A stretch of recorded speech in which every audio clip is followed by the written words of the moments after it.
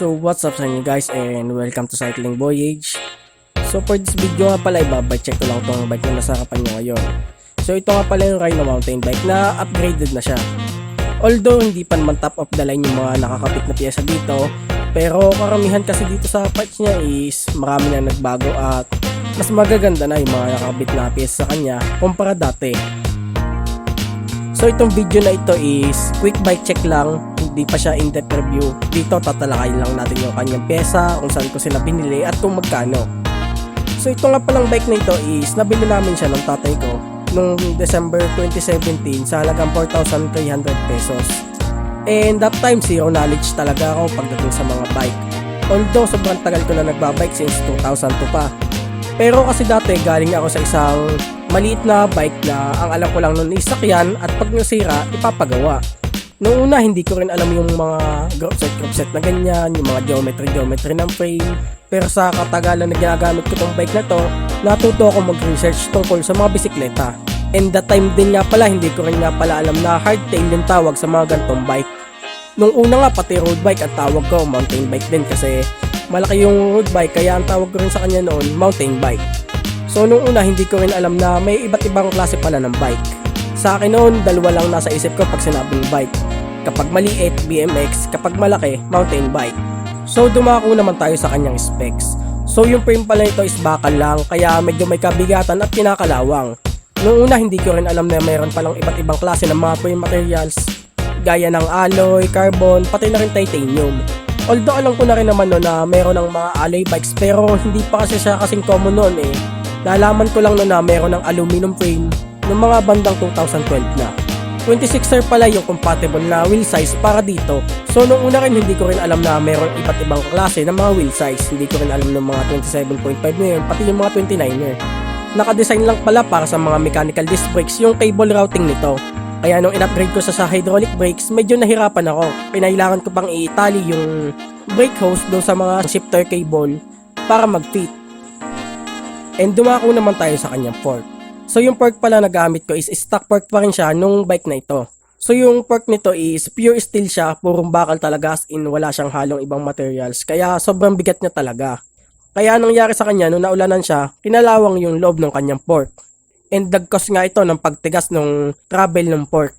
Although pag nagte-trail naman ako, nagpe-play pa naman siya kaso hindi na siya kasing lambot gaya ng dati.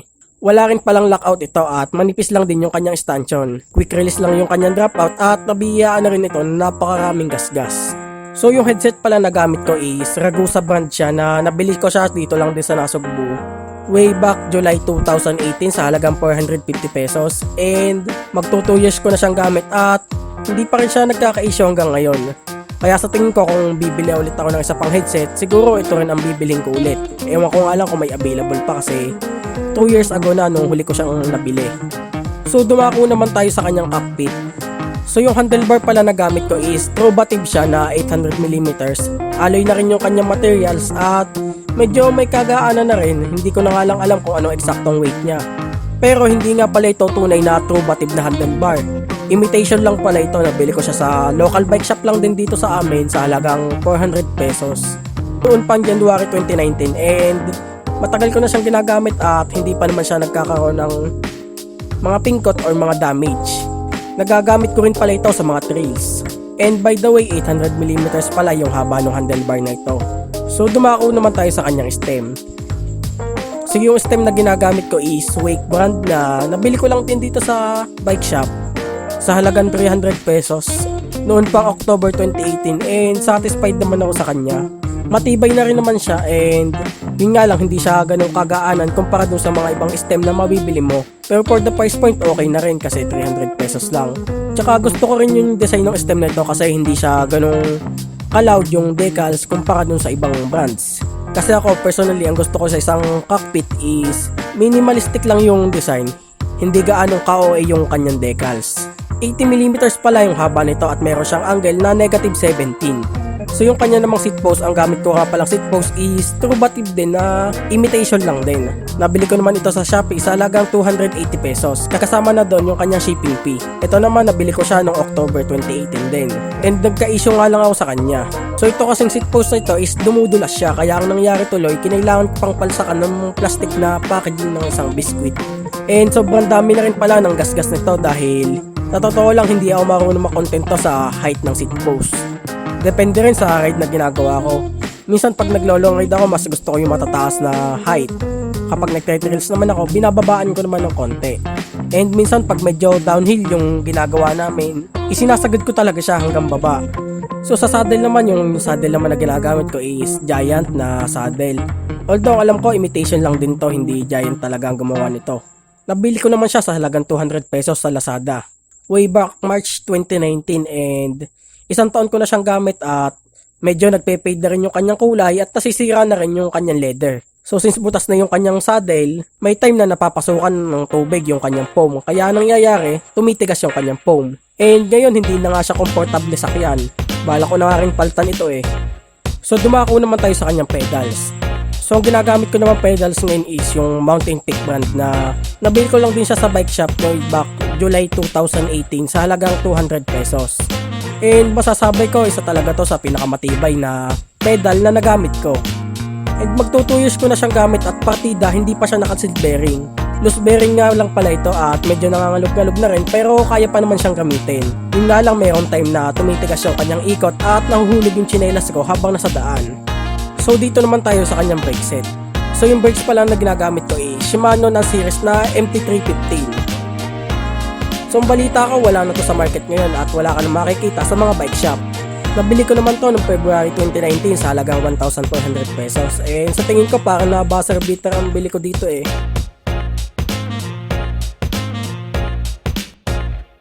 Kasi nung time na binili ko siya, noong February 2019, yun na rin yung huling panahon na naglabas ang Shimano ng MT315. And by the next month, na March 2019, tuluyan na pinace out ng Shimano yung brakes na ito. So sayang nga kung na-discover ko lang agad nun yung Shimano MT200, edi sana yun na lang din ang binili ko. Pero all in all, satisfied naman ako sa performance nitong Shimano MT315. So sa gear set naman yun, naka 3x8 setup pala ito na Shimano yung kanyang shifters, FD, pati RT. And hindi ko pala sila binili, binigay lang ito ng isang kaibigan. Yung cogs pala na gamit ko is Shimano lang siya na 1132T. And para sa akin, personally, bitin yung 1132T. Kaso yun lang yung nakalayanan ng budget ko nun eh. Nabili ko nga pala siya noong December 2018 sa halagang 500 pesos. Pero nakasanayan ko na rin naman siyang gamitin. So sa crankset pala, ang gamit ko palang crank ngayon is yung Shimano MT210 na hollow tech na siya. Hindi siya yung kagaya ng MT300 na removable na yung kanyang chainring. Kasi nga dapat yun din ang bibiling ko. Kaso that time, walang stock yung bike shop na bibilhan ko nung ganung crankset. Kaso hindi na ako nakapaghintay kasi pa-hollow tech na talaga ako. And sabik na ako noon na makagamit ng isang hollow tech na crank. Out of curiosity na rin kasi sabi nila mas matibay daw at mas magaan. May kasama na rin pala itong bottom bracket na hanggang ngayon okay pa rin naman siya. Nabili ko siya sa halagang 1,500 pesos and December 2018 ko pala siya binili at hanggang ngayon okay na okay pa rin naman. And for the price point, okay naman. Sulit na sulit naman siya. So ito na yung last na i-mention natin dito sa video na ito. Yung hubs. So yung hubs pala na gamit ko ay Shimano ng series na center lock type. Nabili ko sa Shopee sa halagang 1,000 pesos. Kasama na doon yung shipping fee.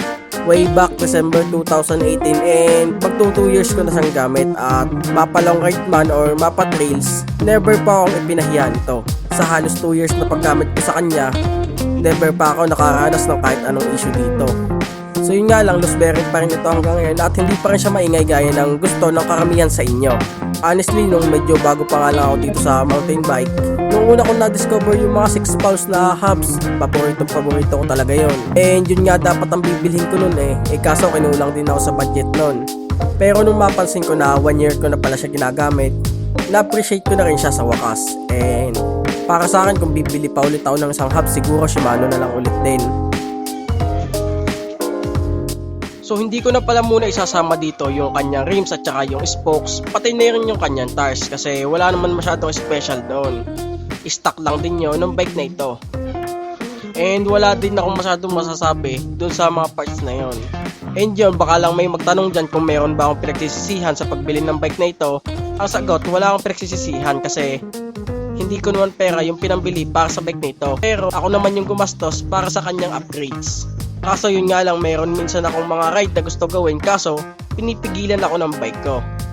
In short, limitado na yung galaw ko sa bike na ito. Mayroon akong mga ilang bagay na hindi ko magawa. So yun lang muna at sana nagustuhan nyo itong video natin ngayong araw. And see you in the next video. So yun lang po, paalam, peace.